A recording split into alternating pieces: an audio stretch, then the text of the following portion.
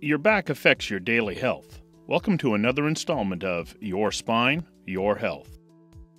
We have begun a journey of your back that shows how your entire spine exists, how it helps support weight and function, and importantly, how it is integrated to your daily health. On our last show, we talked about the importance of C2 and its friend just above C1, and today we're talking about C3.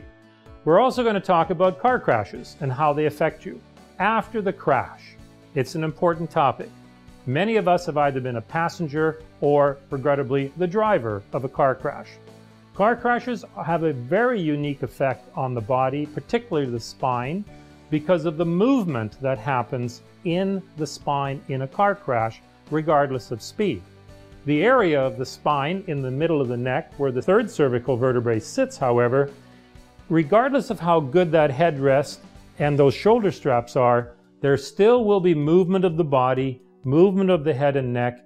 Even if you're well restrained, the momentum of that car stopping and starting will also transition movement right in the neck.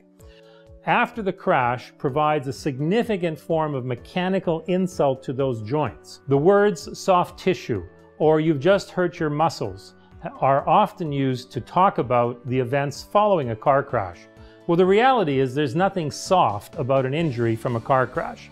Soft, in its clinical term, just means you didn't fracture two vertebrae.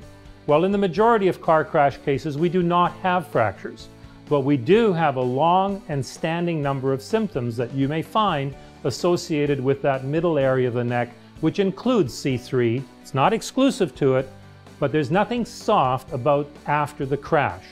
Keeping that integrity of movement in the neck, in this case associated with the third cervical vertebrae, like all the others, is the key in terms of prevention, proper treatment, diagnosis that follows.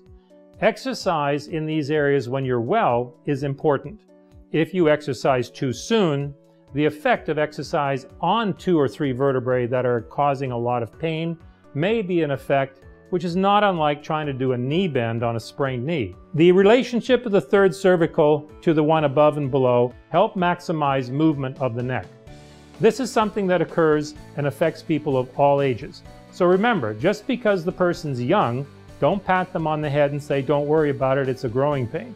And if the person happens to be over 70, don't say it's just age and arthritis. These areas of neck problems at C3 after the crash and otherwise account for far too much chronic pain. They can be easily remedied by a proper diagnosis and treatment. And when you are well and you're looking for wellness and prevention tips, remember, for the back, it's really simple. It's about movement. It's not just how strong the muscles are, but how much movement you can find in the different joints. Join us on the next show as we continue our journey down your spine.